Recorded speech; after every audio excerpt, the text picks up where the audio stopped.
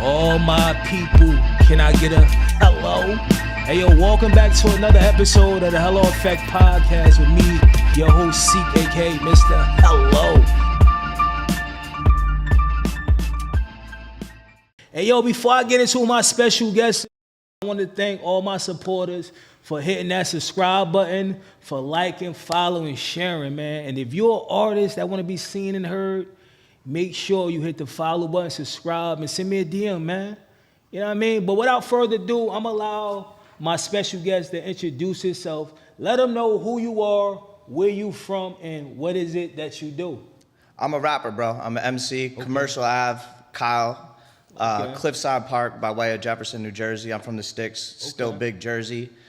Thank you for having me, bro. I appreciate it. We got to slow it down a little bit respectfully because I'm born and raised in New Jersey, and like I told the guest before, it's different parts of New Jersey. People might not know. And so me being from New Jersey, I think of like a Trenton, a Jersey City and stuff like that. But I heard of Cliffside Park because I'm a real New Jersey person. I get around. Right. So for anybody that might not know that think New Jersey is just North Irvington, let them know what it's like in Cliffside Park. I mean, Cliffside Park is a mile from the George Washington Bridge, right? We're right there. We got bussin' food, for sure, off rip. We got multicultural shit, for sure. It's a lot of Dominican, a lot of Korean. The Korean food's bussin'. It's really multicultural, for real. And it's right by Edgewater, so you're like near like an affluent area, but then you got Union City, Jersey City right there. So it's really a melting pot, for real. I like it over there. So what it was like growing up there, though? Do you got like siblings, you know what I mean? Was it like, what was it? So I grew up in the Sticks in Jefferson, New Jersey. That shit is different. Sticks is like nothing but like the land and stuff like that? Like Lakeland. Oh, Lakeland, okay. Yeah, Lake Opakon. And most of my friends are still over there, for real. But yeah, it's fun.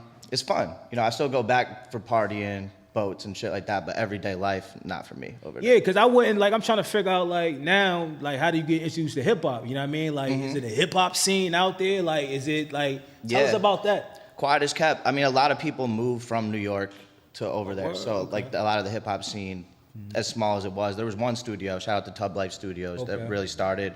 And once one studio gets built, people are like, all right, let me try it out. And then around, like, 2008, there was a mini hip-hop scene. A few of us stuck around to this day. Okay, so like, who introduced you to hip-hop? Was it something that you just heard on the radio, or do you got like any background, jazz plays, band, anything? Tell us about that. Like, I'll go back to Lil Bow Wow, bro. Damn. I'm born in '95. Bow Wow, like Mike, fucking all that, like from the CEO to across the seas, I'm guaranteed to make it. Lil Bow is my age, so you know what I'm saying. I can respect that though, because people don't give Bow Wow his flowers. They always try to make fun of him, but like at that time, he was doing his big numbers and shit like that. So I can respect. For sure, that. As someone that was 9 years old watching a 9-year-old, I'm like, oh, that could be me. He played basketball. I played basketball.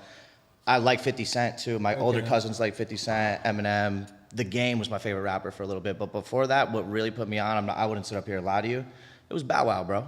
Now that's what's up. Shout out to Bow Wizzle, but I want to say this though. I understand, like at a certain age, I mean, we enjoy music, especially it came in at the right time, the golden era. Like, you understand what I'm saying? Yeah. But that don't mean we can be like artists for real. Like, what made you decide, like, you know what? If he could do it, I could do it. Like, talk about that time. Yeah. Mac Miller. Okay. Yeah. R.I.P. to Mac Miller. R.I.P. to Mac Miller. You know, Jay-Z is my favorite rapper of all time. Watching Jay-Z rap to me was like watching LeBron play basketball. I just knew I could never be that. I wasn't 6'8", built like, you know what I'm saying?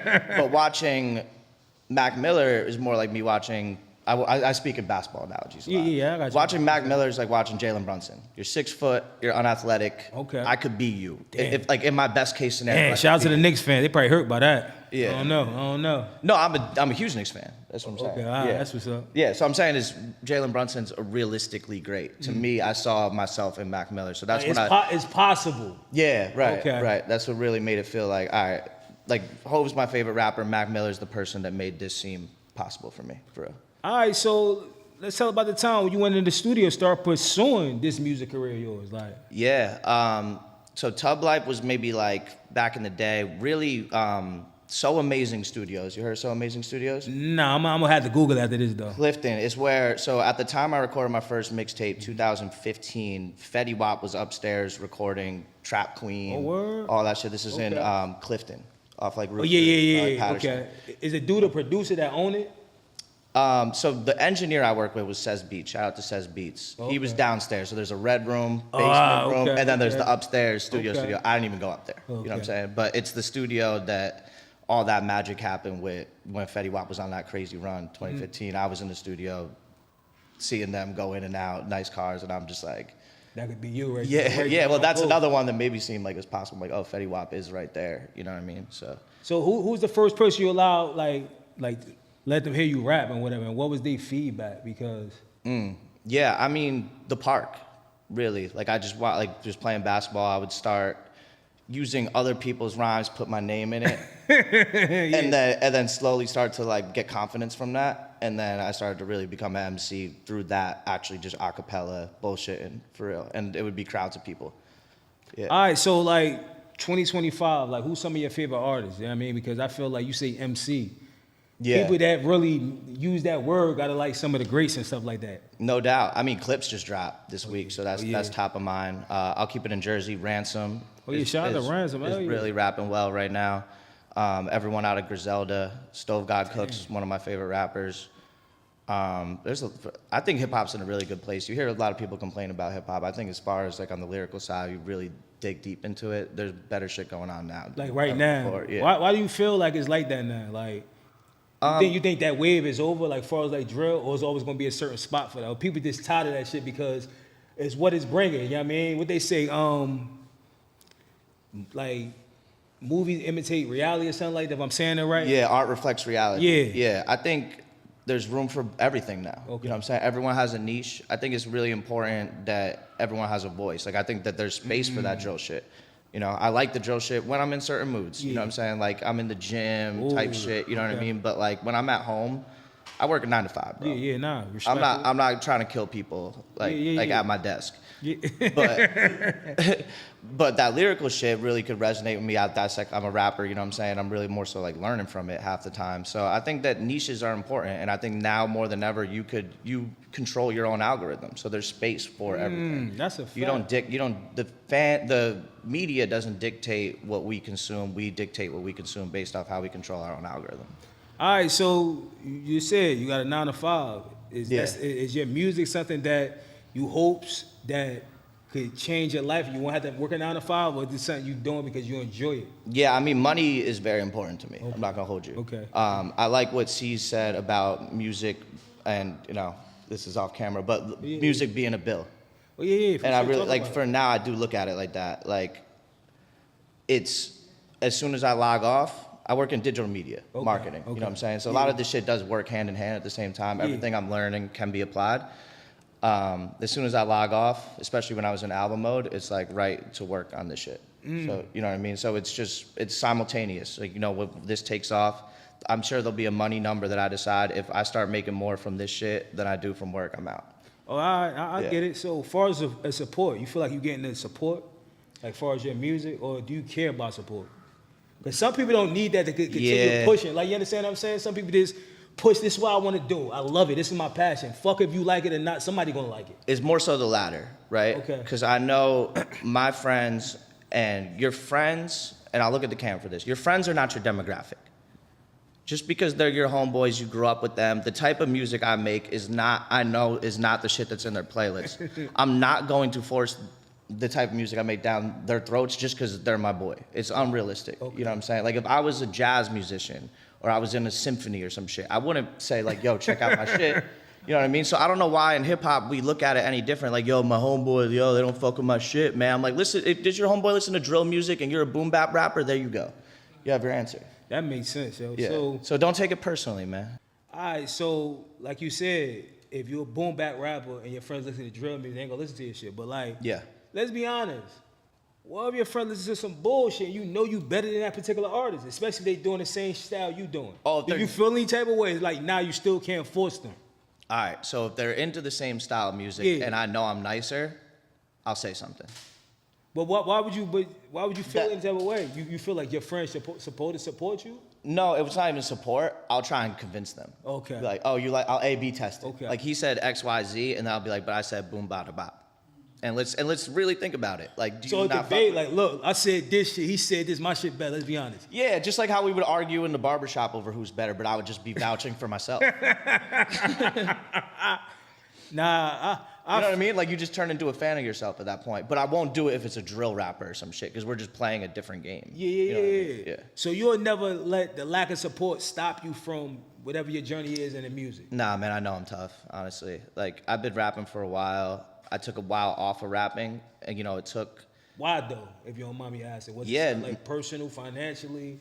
Mostly personal, for real. You know what I'm saying? Like, especially the pandemic hit. Yeah, I had a that's a girlfriend at the time. We have a fucking golden doodle, like white picket fence. I'm like, there's nothing for me to rap about. Damn. And I don't like rappers that just rap about how good they are at rapping. Shut the fuck up. So I had to get to a space where I go through the breakup with that. I move. I started stepping outside and getting bitches again. I started living my life and like doing shit that you could rap about. And now it's time to step out. And I kept the pen sharp the whole time. Ooh. But then you come back with some ammo content-wise. Now I have something to say. Now I've been through some shit. Life started to life a little bit. That's a fact. And I started to rap. And the shit started to sound good because I actually had something to say. Oh, that's what's up. So, you ever got any battle rapping or anything like that on your way up? 'Cause you said something about the park. Like, was that like? Yeah. See, I was shitting on everyone at the park. No one wanted that. But in college, there was one battle rap scenario, like a stage type of thing. That shit was awkward because I went to school in like West Virginia. It's like some frat boy culture shit. I want to though, is the answer. I think I'm ready for that. Dang, yeah, I might know some I people. We're want gonna talk over camera or whatever. Yeah, you know what I want that. And I feel like that is sharpen your still also. That's a great way to network, especially these days. You know what I mean? Because a lot of them are getting great looks, and if you doing your thing on the stage and you actually got some substance behind this shit, you might have a different opportunity. Yeah, I'm cerebral. You know what I'm saying? Like I'm real technical, but I'm also real. You know, I think this shit through a lot, so I think it'll be advantageous for me to be on that stage, and I'm not afraid of the stage, I'm not afraid of cameras, all that shit, which I feel like the performance of it is 80% of it at a certain point. Hell yeah. So how would you compare yourself to anybody mainstream? Like far as your style, you know what I mean? Because like I said, you fell in love with hip hop at a certain age. You had to fall off from somebody else's style because we didn't know what hip hop was until we start listening to it. So yeah, I mean, respectfully, I feel like the biggest flex in 2025 is to have your own style. I don't. Okay. There's no one I could really look at right now and be like I listen to my album for real, and I like people try to make comps and it falls flat every time.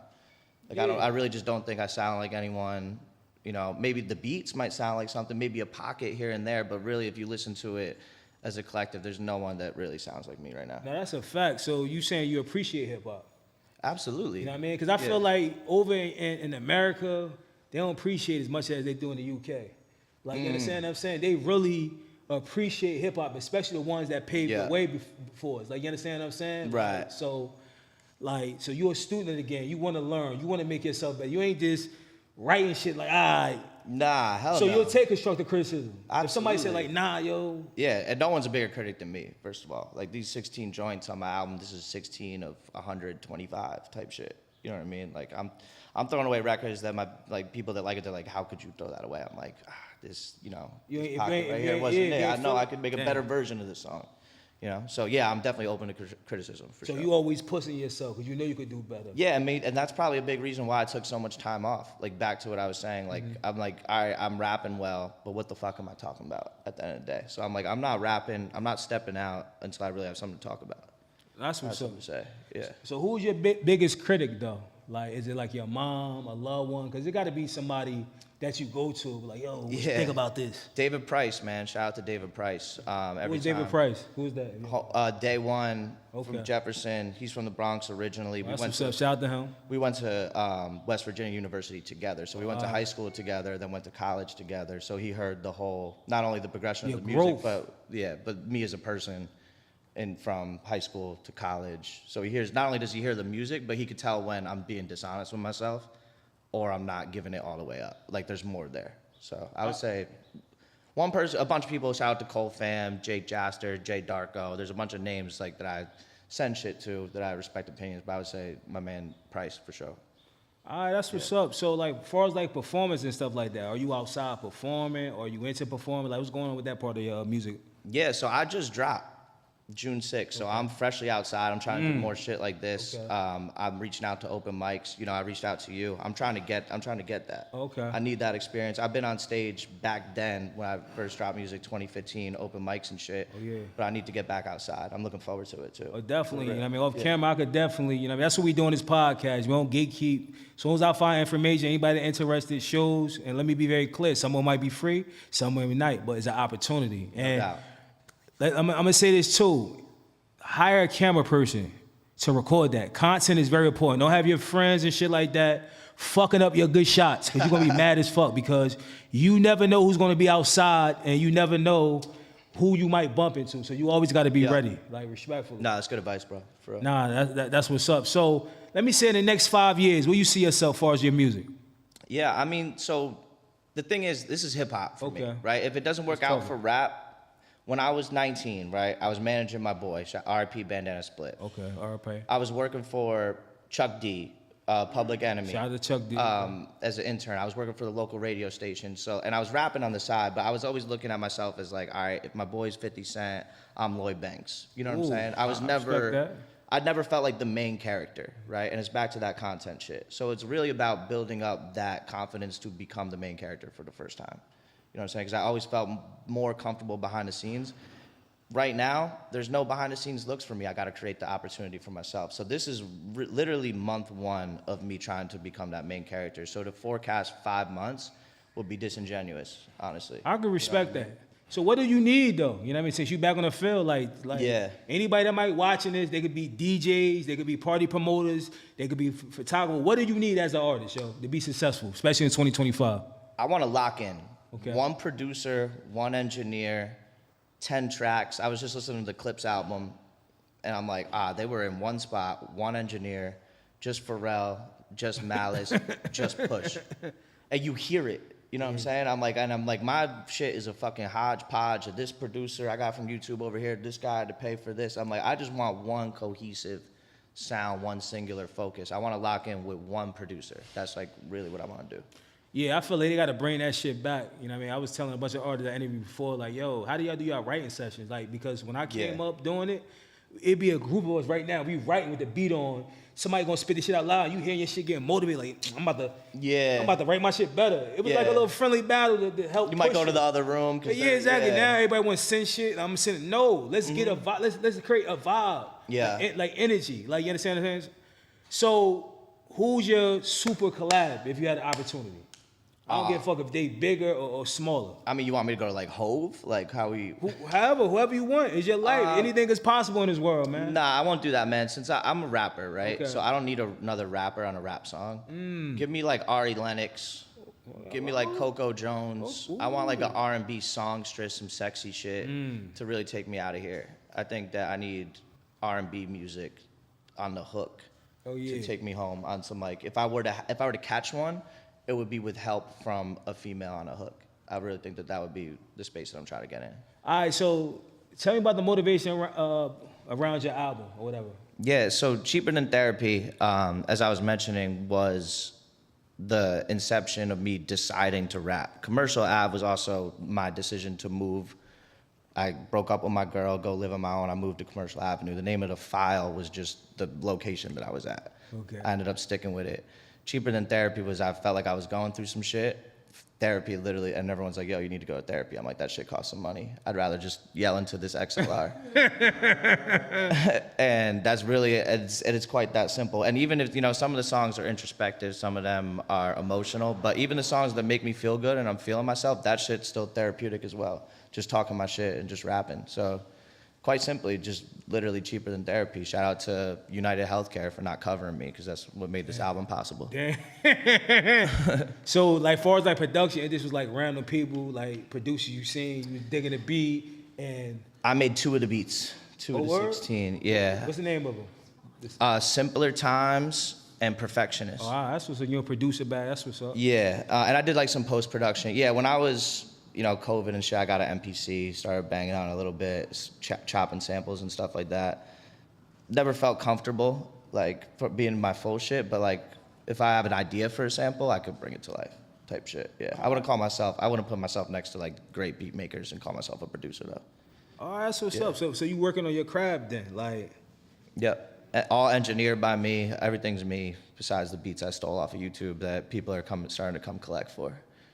All right, so as far as like the visuals, like when you do the visual, are you gonna direct it yourself or you look for a particular look? Cause I gotta check. Do you got any videos on YouTube where people could watch? Yeah, it's mostly like 2 shots. Okay. I don't have like a music video with like treatment, you know what I mean? Okay. It's more like visualizers, me just rapping into either the tripod or my boy recording it. I don't have like a music video treatment yet.